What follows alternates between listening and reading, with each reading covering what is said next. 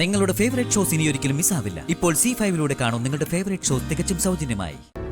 എന്റെ എതിർപ്പിനെ വകവയ്ക്കാതെ അവൾ ജയിലിൽ പോയി അവനെ കണ്ടു. ഇനി ഞാൻ എതിർക്കുന്നത് അവരുടെ ബന്ധത്തെയാ.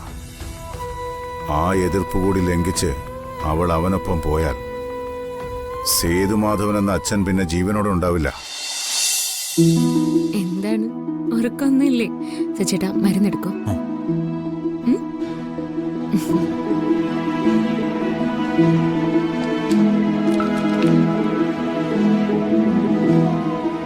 എന്ത് മരുന്ന് കുടിക്കാം? മരുന്ന് കുടിക്കാം. ഓ ഓ ഓ ഓ ഓ ആ ആ ആ ആ ആ കുടിച്ചു കുടിച്ചു. എന്താണ് ഇനി വല്യമ്മയുടെ പൊന്നുമോൾ ഉറങ്ങിക്കും കേട്ടോ. ഉറങ്ങിക്കും. പാവം മോക്ക് എന്തറിയാം? ഈ സർജറി ഒഴിവാക്കാൻ ഒരു വിധത്തിലും സാധിക്കത്തില്ലെന്ന് ഡോക്ടർ പറഞ്ഞു. ഒന്ന് ഹോസ്പിറ്റലിൽ വെച്ച് പറഞ്ഞത് ചിലപ്പോൾ മരുന്ന് കഴിക്കുമ്പോൾ ശരിയാവുന്നു. ഇന്ന് വിളിച്ചപ്പോൾ അതിനെപ്പറ്റിയൊന്നും പറഞ്ഞതുമില്ല. മരുന്ന് കഴിക്കുമ്പോൾ സുഖമായ മതിയായിരുന്നു എൻ്റെ മൂക്ക്. എന്തായാലും ഒരാഴ്ച കുഞ്ഞിന് നമുക്ക് തന്നെ മരുന്ന് കൊടുക്കാം. അതാവുമ്പോ തനിക്ക് മോളെ സ്വതന്ത്രമായി കിട്ടുമല്ലോ. സർജറിയുടെ ആവശ്യമൊന്നും വരില്ല. ഈ മരുന്നിൽ തന്നെ മോളുടെ അസുഖമൊക്കെ മാറും.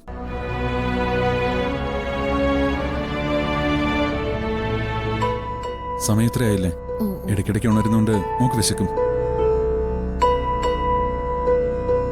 അടുത്ത തവണ മരുന്ന് കൊടുക്കുന്നതിന് മുമ്പ് മീരയെടുത്ത് വിളിച്ച് മോളെ അതിരുടെ അടുത്തെത്തിച്ച് പാല് കൊടുത്തിട്ട് തിരിച്ചു കൊണ്ടുവരാൻ പറയാം.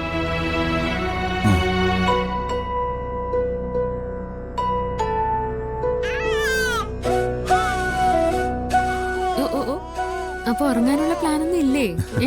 വാവേ ഓ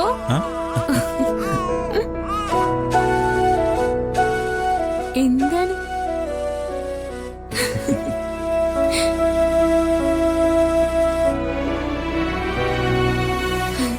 എന്താണ് എന്താണ് ഉറങ്ങ എന്താണ്?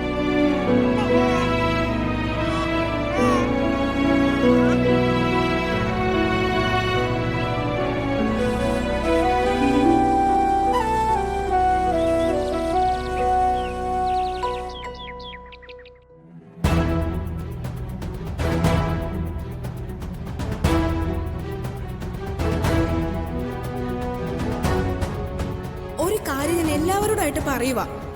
ഞാൻ ആരെയും വിവാഹം കഴിക്കുവാണെങ്കിൽ അത് ധനുഷിന് മാത്രമായിരിക്കും. ഇതെന്റെ ഉറച്ച തീരുമാനമാ. അത് ചോദ്യം ചെയ്യാനോ മാറ്റാനോ ആരും ശ്രമിക്കണ്ട.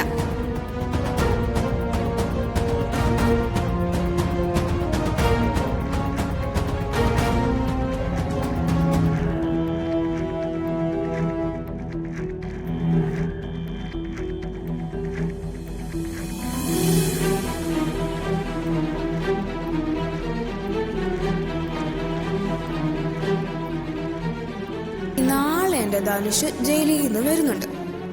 എനിക്ക് അവനെ വിവാഹം കഴിച്ചതാ. താ താ താ.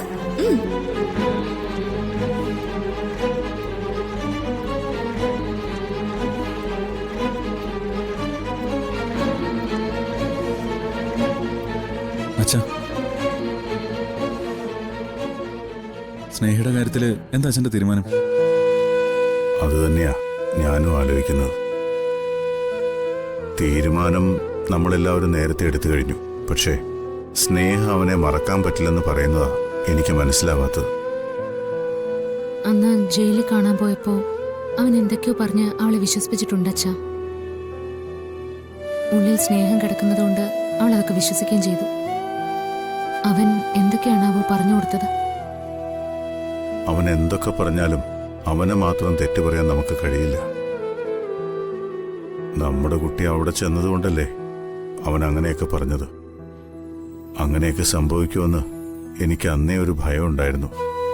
അതാ അവളെന്ന് അനുവാദം ചോദിച്ചപ്പോൾ ഞാൻ പോകണ്ടെന്ന് പറഞ്ഞത്. പക്ഷേ അത് മറികടന്ന് അവൾ പോയി. ആരാലും പറഞ്ഞു തിരുത്താവുന്ന രീതിയിൽ സ്നേഹി ഇപ്പം മാറിക്കഴിഞ്ഞു. ഒരു നീണ്ട സമയം നമ്മുടെ മുമ്പിലില്ല. അതെ അച്ഛാ, നാളെ ധനുഷ് പുറത്തിറങ്ങുമെന്ന് അറിഞ്ഞത്. അവൻ ഇറങ്ങിയാൽ സ്നേഹ കാണാൻ ഇവിടേക്ക് വരുമെന്ന് ഏകദേശം ഉറപ്പാണ്. അത് തടയാൻ നമുക്കാവില്ല. പ്രത്യേകിച്ച് സ്നേഹ ഇങ്ങനൊരു നിലപാടി ഉറച്ചു നിൽക്കുമ്പോൾ.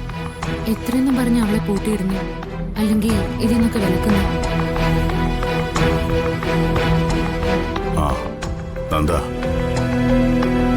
ഞങ്ങള് സ്നേഹയുടെ കാര്യമാണ് പറഞ്ഞുകൊണ്ടിരുന്നത്. നാളെ അവൻ ജാമ്യത്തിലിറങ്ങുമെന്ന് അറിഞ്ഞു.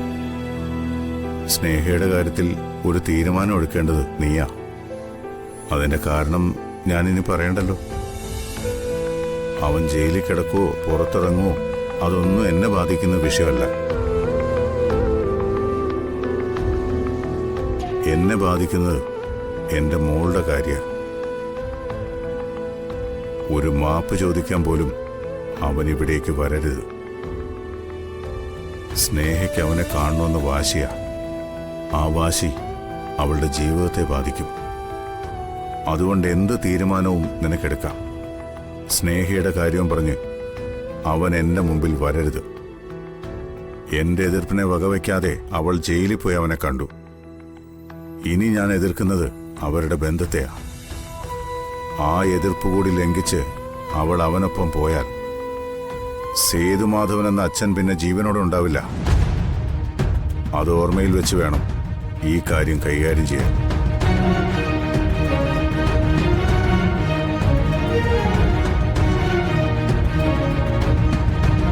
നന്ദേട്ടൻ,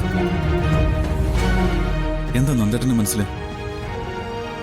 സ്നേഹ പറയുന്നതും അച്ഛൻ പറയുന്നതും രണ്ടും രണ്ടാ. ആരെ നമ്മൾ നഷ്ടപ്പെടാതെ നോക്കേണ്ടത്? ചിലപ്പോ നന്ദേട്ടൻ പറഞ്ഞ ധനുഷ് അനുസരിക്കും. എല്ലാം വിട്ടിട്ട് ഈ നാട്ടിൽ നിന്ന് പോവാൻ നന്ദേട്ടൻ അവനോടൊന്ന് പറയണം.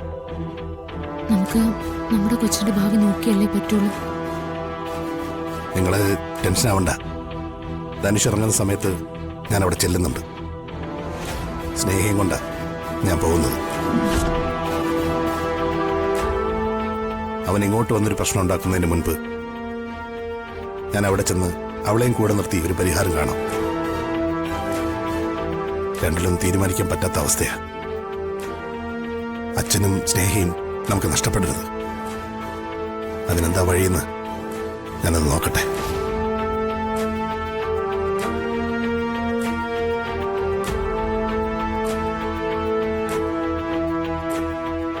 സ്നേഹം കൊണ്ട് നന്ദേട്ടൻ പോയാൽ അവനിനി എന്ത് തീരുമാനിച്ചിറങ്ങുന്നതെന്ന് നമുക്കറിയില്ലല്ലോ. അതുമാത്രമല്ല, സ്നേഹ അവനോടൊപ്പം പോകണമെന്ന് വാശി പിടിച്ചാൽ പിന്നെ നമ്മൾ എന്ത് ചെയ്യും? എന്തായാലും നാളെ നമുക്കൂടി ഒന്ന് പോവാൻ സച്ചേട്ടാ. നന്ദേട്ടനെ ഒറ്റയ്ക്ക് പറഞ്ഞു വിടണ്ട. ആരും അറിയാതെ നമുക്കവിടെ പോകണം. ഡൗൺലോഡ് ചെയ്യൂ C5 ആപ്പ്. കാണൂ എല്ലാ എപ്പിസോഡുകളും സൗജന്യമായി.